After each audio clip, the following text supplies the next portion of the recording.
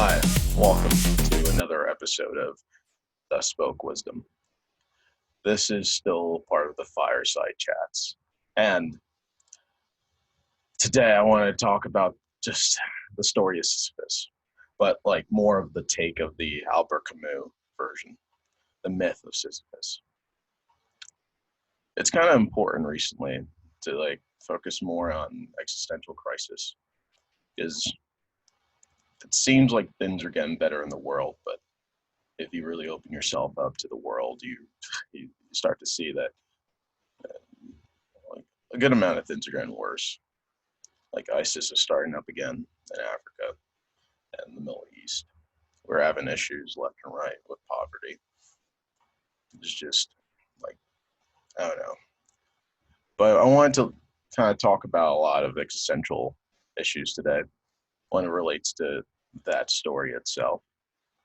And I think this two quotes we can focus on. One is The Gods. It's by Albert Camus in The Myth of Sisyphus.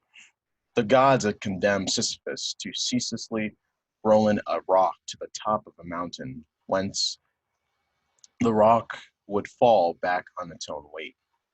They had thought, with some reason, that there is no more dreadful punishment than futile and hopeless labor. So Sisyphus is like this infamous man.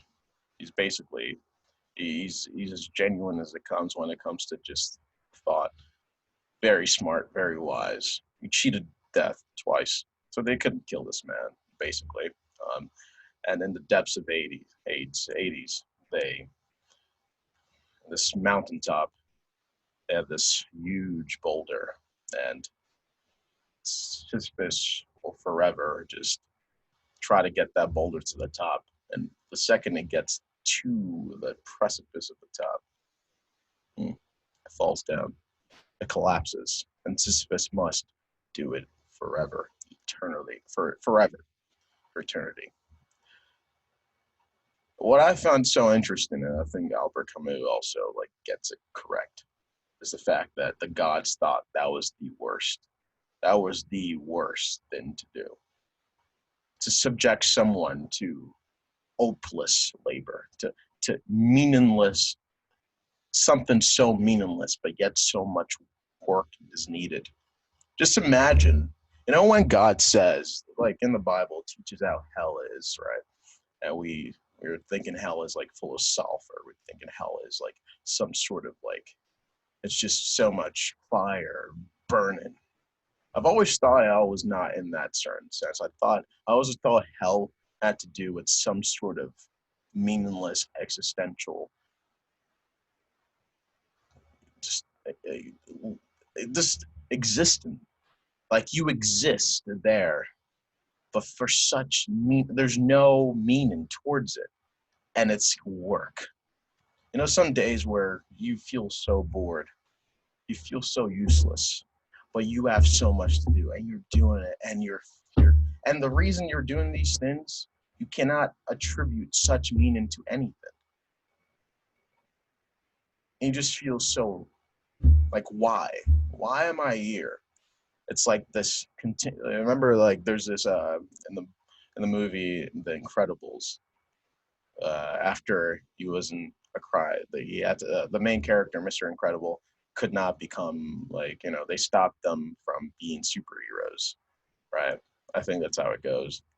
You start working an office job, and then they turn into a gray.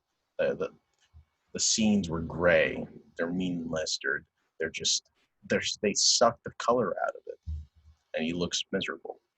Stamp and stamp, stamp, stamp, stamp, stamp, stamps, and it's why am I here? What's the point of this? But with Sisyphus, the gods thought this was the worst thing to do, to subject someone to this. It's a dreadful thing. But then Camus, wonderful man, he has another quote in the Myth of Sisyphus, and it goes like this: I leave Sisyphus at the foot of the mountain. One always finds one's burden again But Sisyphus teaches the highest fidelity that negates the gods and raises rocks. He too concludes that all is well. This universe, henceforth, without a master seems to him neither sterile or futile. Each atom of that stone, each mineral flake of that night-filled mountain, it's in itself forms a world. The struggle itself towards the heights is enough to fill a man's heart. One must imagine Sisyphus happy. Like, that's so important. That last statement, one must imagine Sisyphus happy. Sisyphus is condemned to an eternity of just dreadful punishment. This is a punishment that's dreadful, meaningless. He's forever condemned to do that. But your perspective changes when we look at Sisyphus and we believe that Sisyphus, every single time he takes that boulder and he goes, he pushes himself up that mountain, he somehow believes that he will get it to the top every time. And we tell ourselves that yes, every single time that Sisyphus takes that boulder and goes up the mountain, that Sisyphus believes that he's going to get to the top. That he does not know himself that he's condemned forever. He puts some sort of happiness in our hearts, and it's that sort of thing where we have false hope. Because knowing the story of Sisyphus, when you relate it to your own life, sometimes you're going through stuff, you're having issues, and those issues seem they're so terrible. When I say a saint, like, it just smells like terribleness. It has a scent of just meaningless. Just remember, most of the things you go through in life are not meaningless. There's a reason. And I always start, like, recently I read this quote, and it was about a pencil and how a pencil is only useful when sharpened. Like, let's say a pencil was,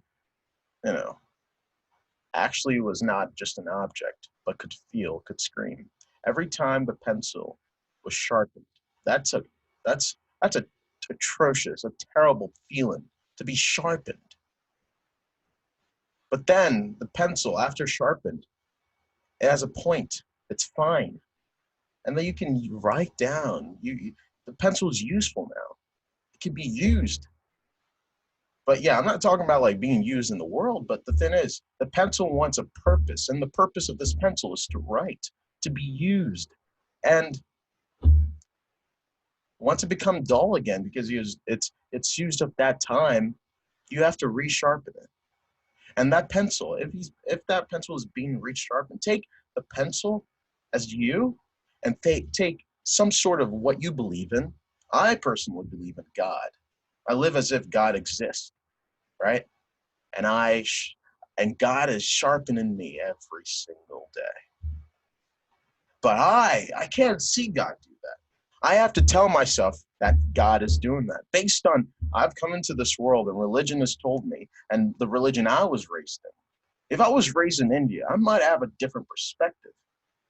If I was raised in Malaysia, I may have a different perspective. But I was raised here. I was raised with a Pentecostal belief, and I was raised that God. I was raised with the monotheistic God, and yes, it might be due to circumstance, but I believe that God is the God that exists. And if I say that this God is the God that sharpens me every day, that no matter the suffering, that suffering of the being sharpened, that's the suffering that the pencil goes through. The suffering that Sisyphus himself goes through is taking that boulder and like just hurling, just like going up that mountaintop. Could you imagine how excruciating incredibly terrible that is? And not alone, that we go through suffering time to time, such as how we go through happiness time to time. But Sisyphus is condemned forever. So let's say you knew someone who was going through some sort of issue.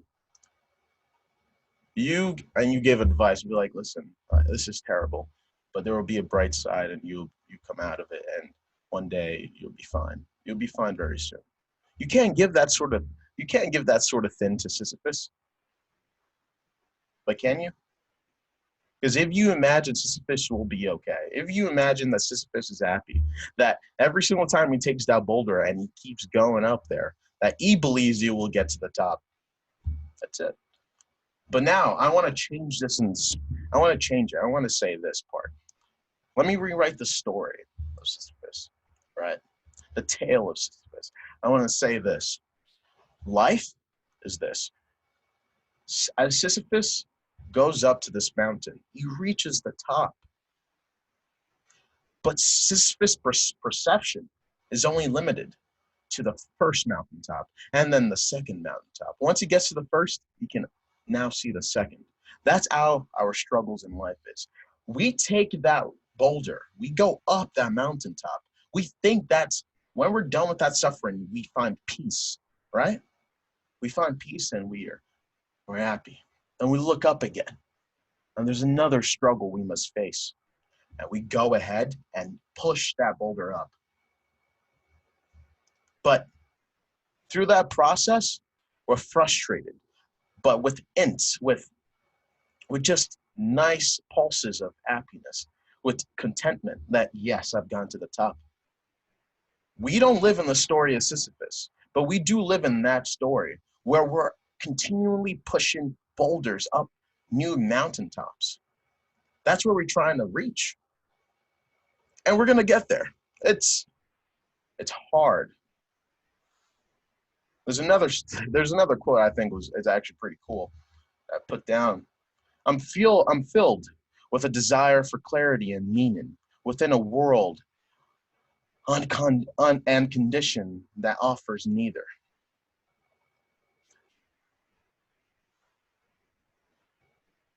It's a hell of a world out there.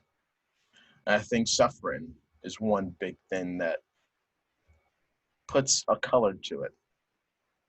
I think without suffering in this world, we would not understand how great happiness is, how great peace is.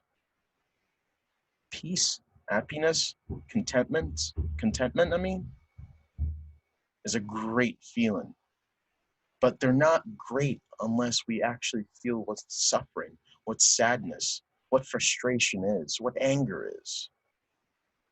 And Sisyphus, as we are supposed to picture Sisyphus and imagine him happy, we should imagine our fellow brothers and sisters, the people around us, as happy. And we should imagine ourselves happy so we can be happy. But the goal is to reach that next mountaintop every single time.